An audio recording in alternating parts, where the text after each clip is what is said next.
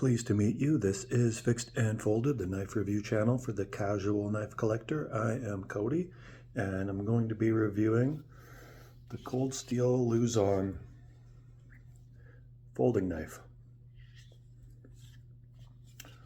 Well, this is a big folding knife.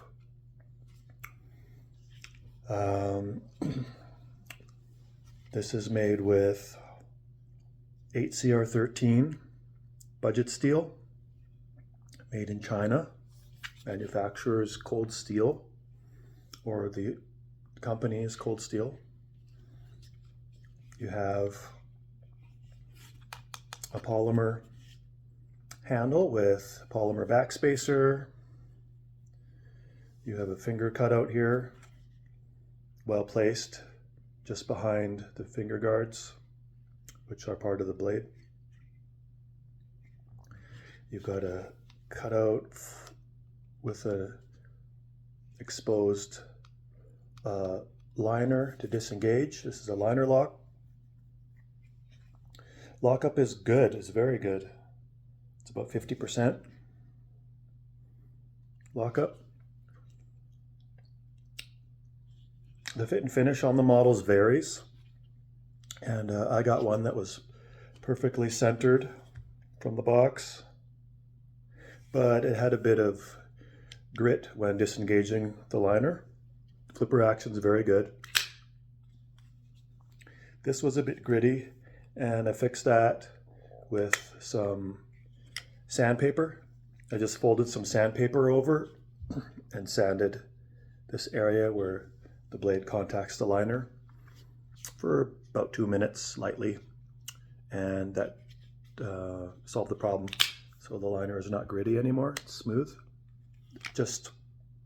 That was just with this exact one. The other ones had smooth liner disengagement, but were off-centered. One was this way, one was this way. So if you want a Luzon and you want them to be centered and whatever, if that matters to you, make sure just handle one in the store and get the one you like.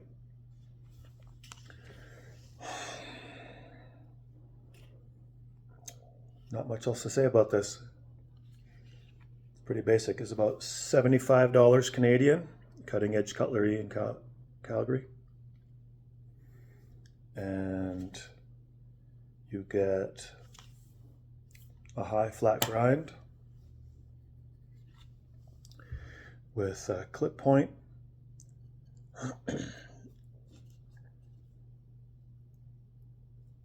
It tapers in the last quarter. The blade tapers in the last quarter down to a fine point. I'd say a needle point. You've got an unsharpened swedge on the top to aid in penetration and reduce weight a little bit, as well as this cutout here, fuller to reduce weight. This is primarily a flipper design. It has excess space here for these thumb studs, but it's not really meant to use these thumb studs. The barrels are not rounded, they're more angular, and these act as a blade stop. This portion here, the barrels contact the handle, and that stops the blade. So these are actually touching the handle here. This action sucks to use. It really takes a strong detent. It really takes a lot of force. I don't even want to do it. It takes a lot of force to disengage the detent to use the thumbs studs. I would not really call these thumb studs in this build, in this design. I would actually just call these like a blade stop. Really what you want to use is the flipper, and the action on the flipper is smooth and really nice. I guess the shape of this handle was reminiscent of like a Eastern shape, maybe like Indian or Filipino traditional handle, maybe originally made from wood or something. What you get from this, each of these little sections is convex, and so you get many different grip options. Each section you can go down and have a comfortable grip all the way to the back, where you can use this to rest your palm against to maximize the length of the knife and make this almost like a sword spear. You know, this is probably approaching 12 inches of length from the tip of your hand to the tip of the blade. So this is like a large Bowie knife in terms of length. If you're going to use this as a fighting knife, self-defense tool, this is an option to go way back here. You have a pretty secure grip. Most users are going to use this just behind the finger guards. This is the most secure grip with your finger indent here. And from here you can do lots of slicing and penetrating. Also, it has a usable choke up area here. You can go thumb forward over the finger guard, put your finger here. I have big fat sausage fingers and I feel safe wrapping it here. And now you have more control, doing some woodworking, building traps and whatnot.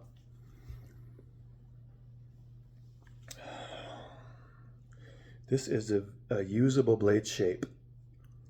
I wouldn't say the design lends itself for hard use. I would say light to medium use. But you could do some heavy duty work if you had to. You could break down some thick cardboard boxes. It is slicey enough. This does slice well and penetrate well. With the edge that cold steel is put on it, it's a good slicing edge, and the shape of the tip lends well to penetrating. This does perform better at slicing and piercing than the actual K-Bar combat knife, which I'll do a size comparison with shortly. The weight is light for such a massive folding knife.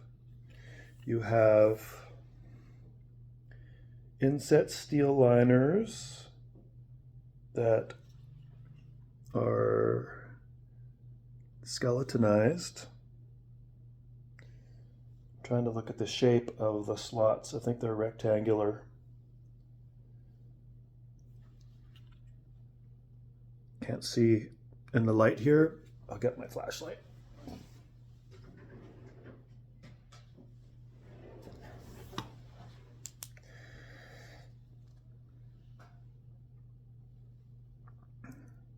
You can see there's rectangular cutouts on both sides.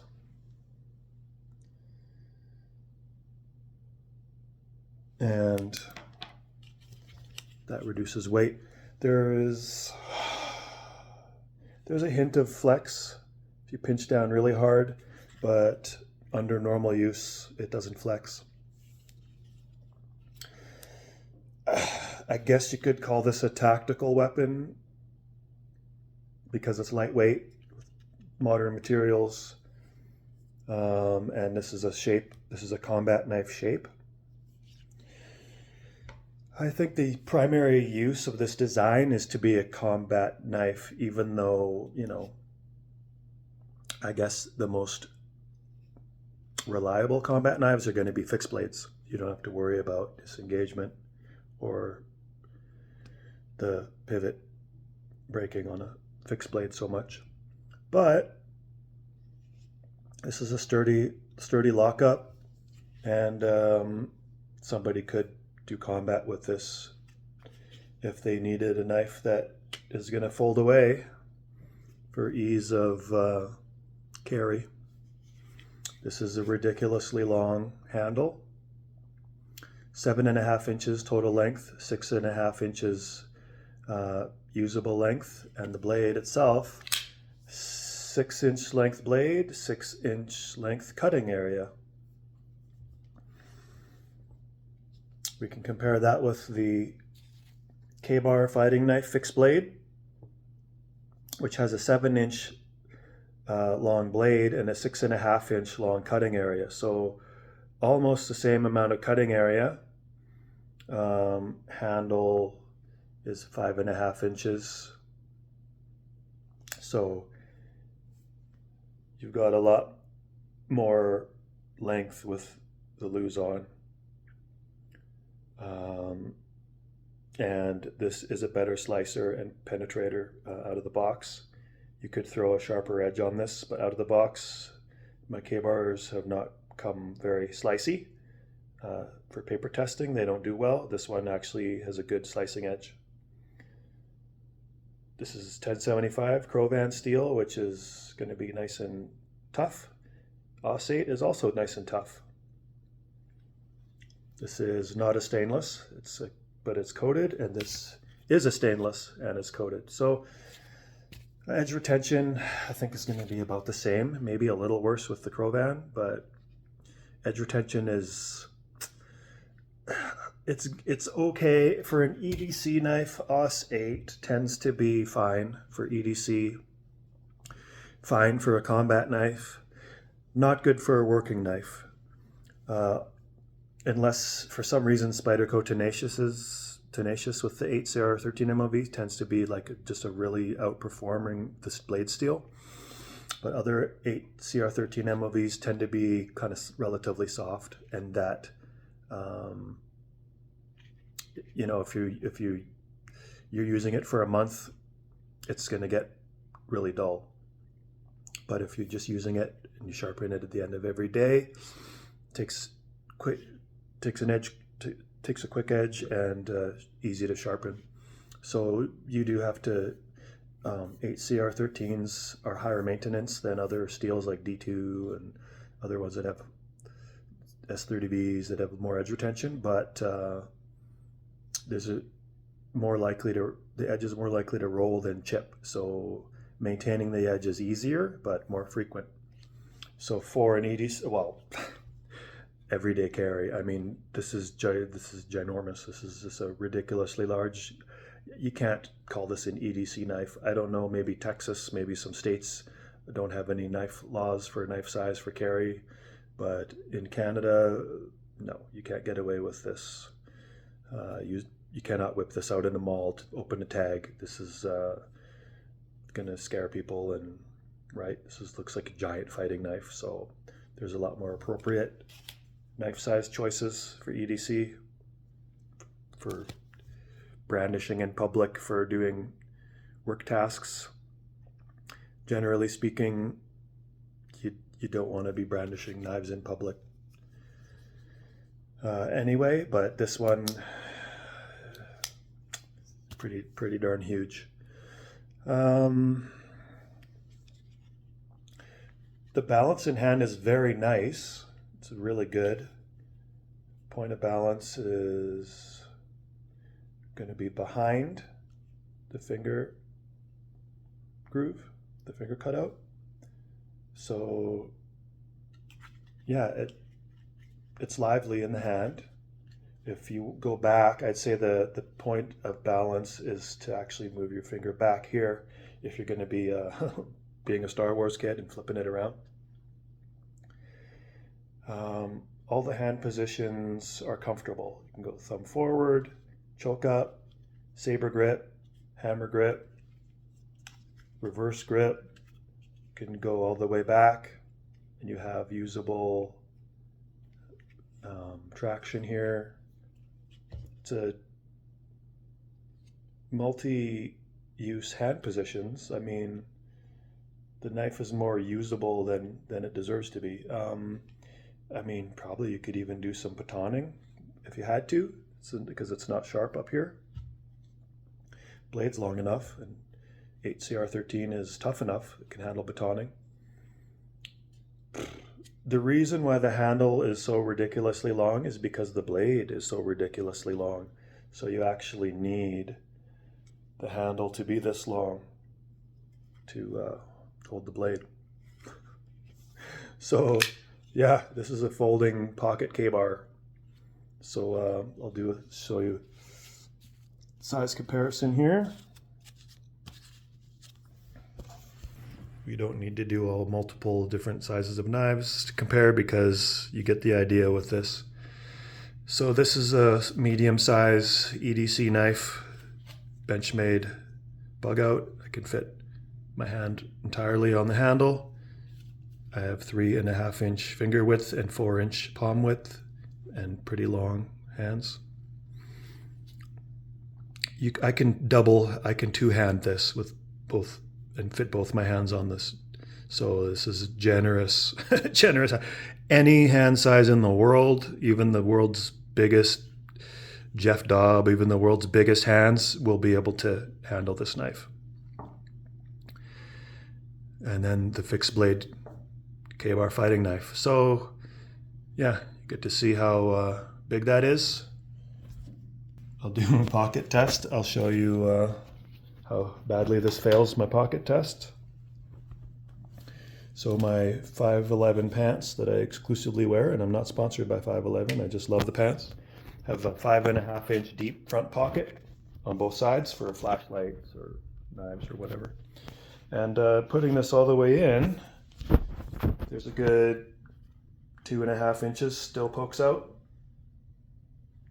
So it fails my front pocket test, but I have side pockets, and they have they fit standard NATO M4 30 round mags inside. Can fit 2 mags per pocket.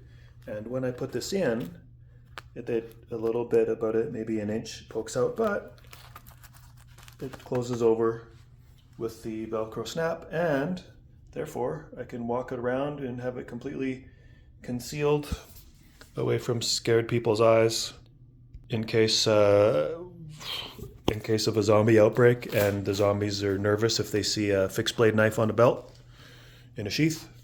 Then this is like stealthy K-bar style survival knife. It's one of those giant cold steel knives, right?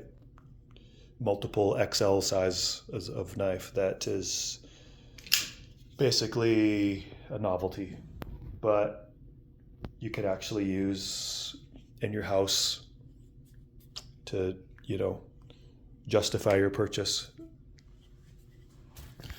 So what am I going to rate this knife? $75 Canadian. OS 8 blade, budget steel. Good edge grind, even edge grind. Performs well, pierces and slices. You're gonna have to get someone to sharpen it maybe once a month, or sharpen it yourself if you're gonna have an OS 8 blade that you're gonna use. If you don't mind that, like me, I don't mind that. This is a good knife. This is just a fun knife you can have this as your big in the house beater knife to open up boxes. It's going to be a letter opener, but again, people that aren't knife people that see this, your mom, your aunt, your sister, your dad even, if they see this, they're going to be like, oh, what is that? Why do you have that in your house? That's scary. So it is what it is. It's unique, right? It's one of Cold Steel's giant knives. So Cold Steel sells a lot of their giant knives because they're interesting, right?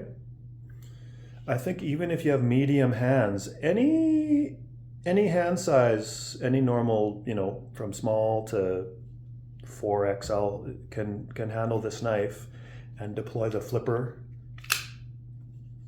It's got a good action to it. I don't know that I have anything to complain about. The blades, the blade steel could be more premium.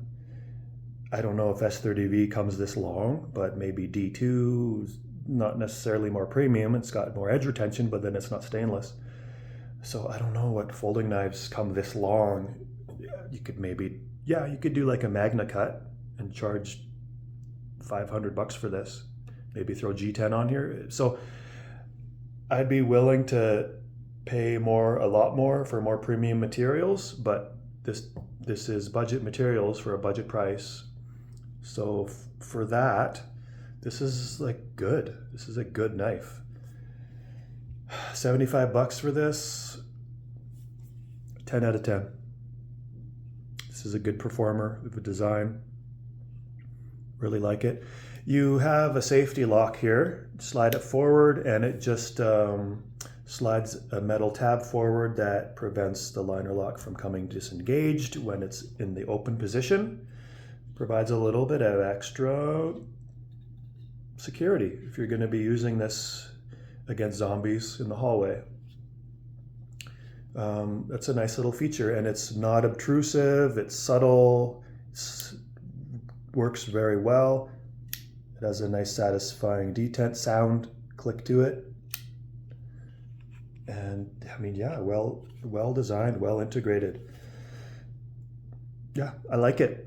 10 out of 10. And then if Cold Steel came out with like if they came out with like a S35 VN blade and G10 and charged $300 for this, I would buy that too. You get some different color options. You can do plain blade, green, tan. So different color options on this one. Let me know if there are different blade steel options on this. But yeah, for $75, 10 out of 10.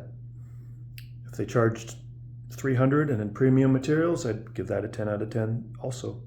All right, that concludes my review of the Cold Steel Luzon folding knife. Have a great day, and I will talk to you soon. Bye.